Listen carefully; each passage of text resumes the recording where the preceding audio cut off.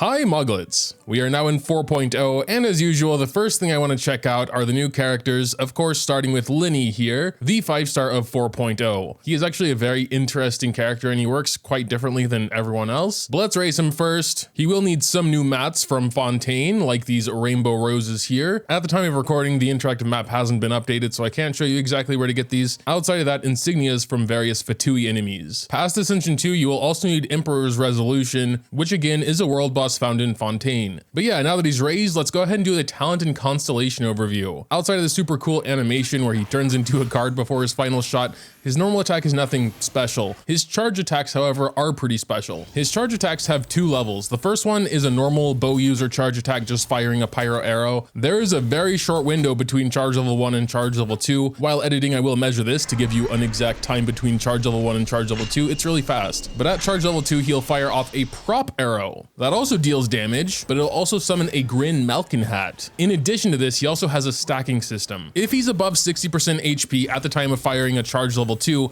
he will consume some HP to get a surplus stack, which has a cap of 5 stacks. He will not get a stack and will not lose HP when he's below 60% though. The Grin Malkin hat itself is similar to Amber's Baron Bunny. It'll taunt nearby opponents, it'll inherit some of Lyney's max HP. If it's destroyed or expires, it'll set off a pyrotechnic strike at a single opponent, and only one of these can exist at a time. His skill is essentially an attack, but it gets much stronger the more surplus stacks he has when using it. It will consume all of these surplus stacks, but in exchange for that, even at level 1 here, you get an additional 53.2% of your attack per stack added onto the skill damage. He'll also recover 20% of his max HP per stack, and since you can have up to 5 stacks, he can full heal himself doing this. Also, if he has one of these Grin Malkin hats on the field, when doing his skill, that will also explode, and that's considered charge attack damage, which makes sense as it is formed via a charge attack. With his burst, he will transform into the Grin Malkin cat. He moves around quickly, spitting out pyro damage to anyone in his way. It only lasts 3 seconds, but when it ends, it essentially explodes, summons a Grin Malkin hat that you get from his charge attack, and gives him one of these surplus stacks. His first passive here buffs Grin Malkin hat if he is above 60% HP when doing this charge level 2 attack, because then he will consume his own HP. Then the hat will restore 3 energy to Lyney and increase the damage dealt by 80% of his attack. His second passive here is why I think he's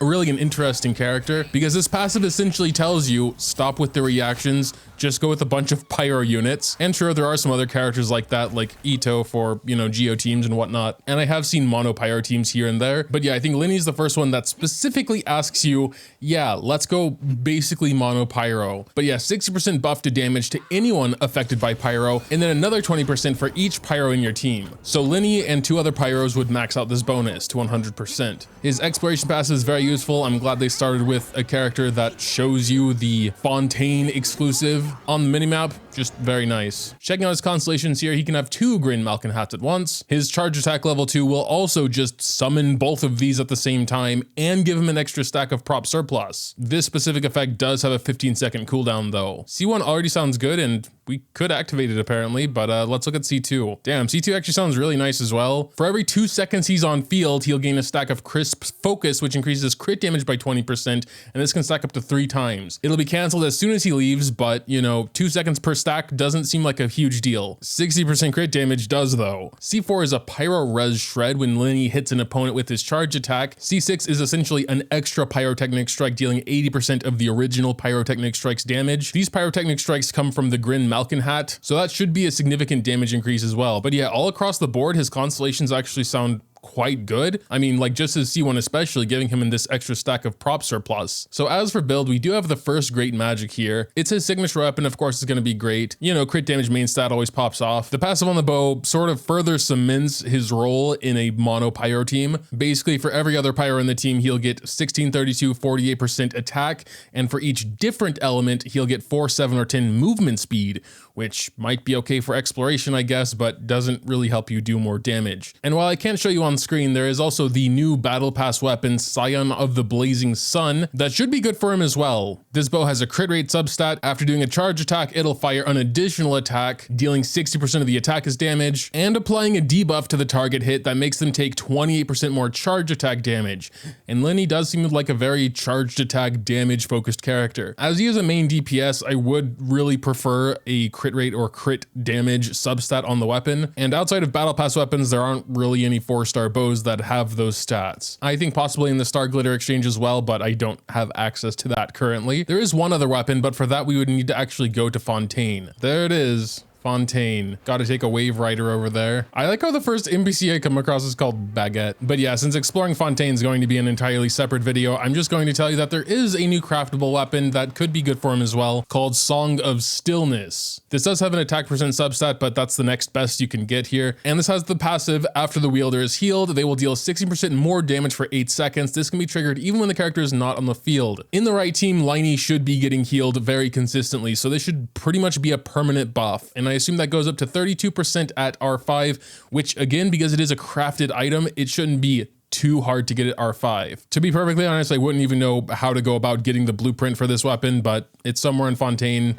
Probably once we actually get to exploring it, we'll come across it. For now, we're just gonna go with the middle ground and just giving him a non-optimal 5-star, as opposed to like his signature or maybe Aqua Simulacra or even Ammos. Many 5-stars would be better than Skyward, but again, I usually stick to 4-stars, so I'm gonna give him a not as good 5-star. As for artifacts, we actually do have a couple new sets, Golden Trope and Marachus whatever Hunter. Golden Troop focuses purely on elemental skill damage, which is really interesting, but this one on the other hand does seem to suit him a lot better. Normal and charge attack damage plus 15, and the 4-piece set, when current HP increases or decreases, crit rate will be increased by 12% for 5 seconds. Oh damn, and that goes up to 3 stacks. Sorry for my exclamation there, this is the first time actually reading this. So he can get a lot of crit rate from this, Jesus. And his HP should be increasing or decreasing pretty much constantly. So this is actually an absolutely insane set. That sounds good for him, especially because he can decrease his own HP constantly. And yeah, he should be getting healed to, you know, keep getting the stacks. So we definitely do want to try and get the 4-piece set, but if you want to use him before, you know, spamming dungeons, I think there are some other decent sets for him. Vermilion Hereafter sounds pretty good on paper. Granted, we're actually starting with his burst and then going on to do charge attacks, decreasing his HP and getting these stacks here. 2-piece Crimson, of course, for the pyro damage would be all right. I think 4-piece Wanderer would be an okay option because of 35% increased charge attack damage. It would definitely be one of the easiest ones to get him into while you're farming the new sets. But of course, while we're here and have all these to choose from, may as well. Definitely gotta go attack sands here. This is, I think, the only attack sands we have anyway, so rolled a decent amount to crit damage, so I'm not gonna complain. Hope we have at least one pyro goblet. We do, but it's the ones without substats.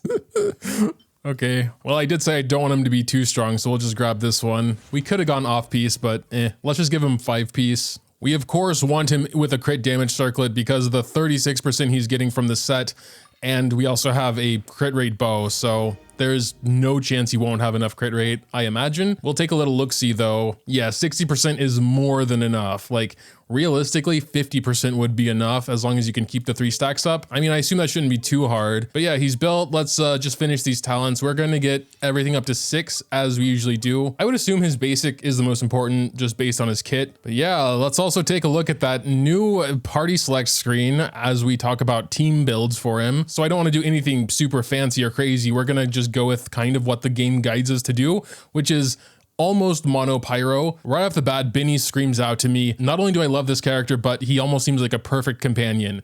First of all, as long as you're below 70% HP, Benny will heal you. With Lyney, you stop being able to receive these stacks once you're below 60%.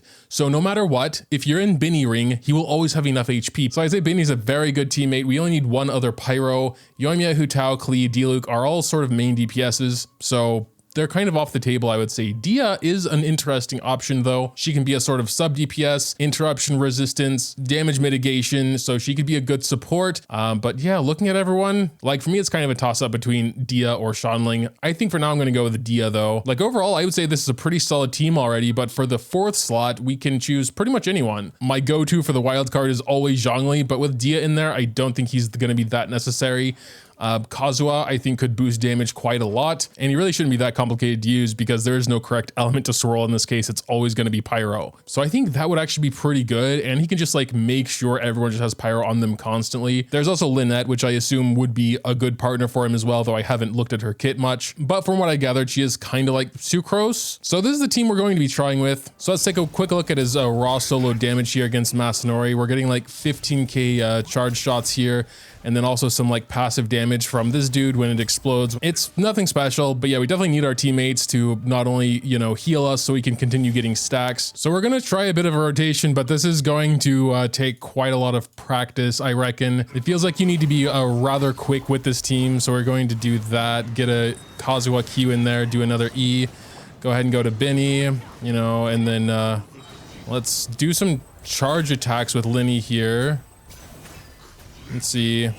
I did just see a 67k in there, which is actually incredible. We might be able to get the 5th stack here for his skill. Not quite, not quite. Maybe we need to be a little faster. The stacks he has on him last a very long time though. So in a nutshell, it is kind of a combination of his charge attacks and his skill when he has enough of these stacks he gets from doing charge attacks.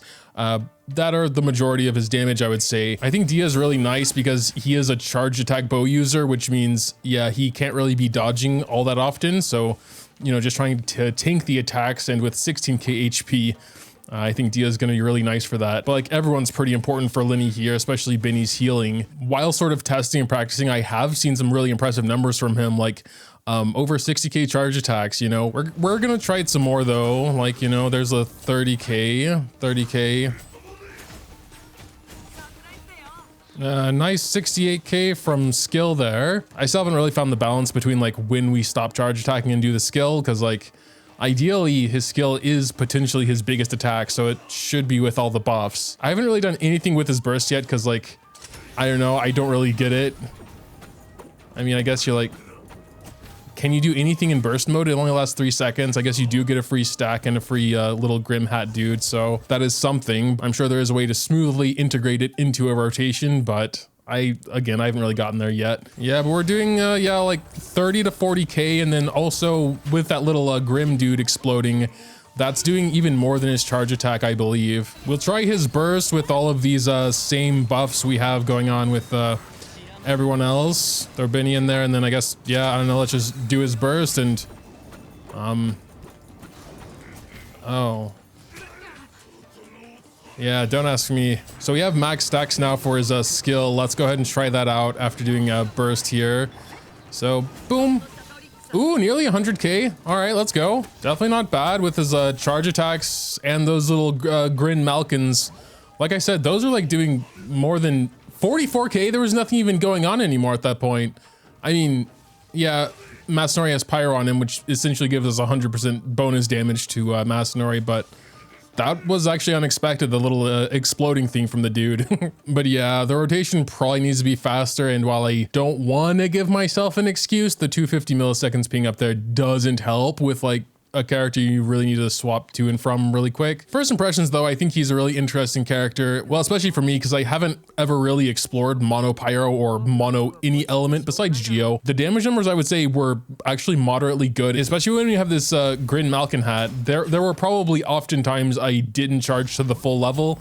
That'll be something that I have to get used to as well. Like, you really need to be doing charge level 2. Yeah, I mean, the prop arrow damage multiplier is pretty high at 241, but yes, the pyrotechnic strike is even stronger at 300%. But yeah, I'm looking forward to the god mode, seeing what he can do. I think the team is pretty good overall if you are hard set on 3 pyros, but I may try like Zhongli instead of Dia, for example, lose out on that 20% damage because his shield is incredibly strong and lasts a lot longer. So we'll see if it's worth losing the 20% damage. With Kazuha and Benny still there, we should still have consistent pyro application regardless. So, but yeah, something to explore for the god mode. For now, that'll do it though. Make sure to tell me what you think about this new character or the video in the comments down below. Dropping a like or subscribing to the channel if you enjoyed is always greatly appreciated as well. Thanks, as always, for watching, and until next time.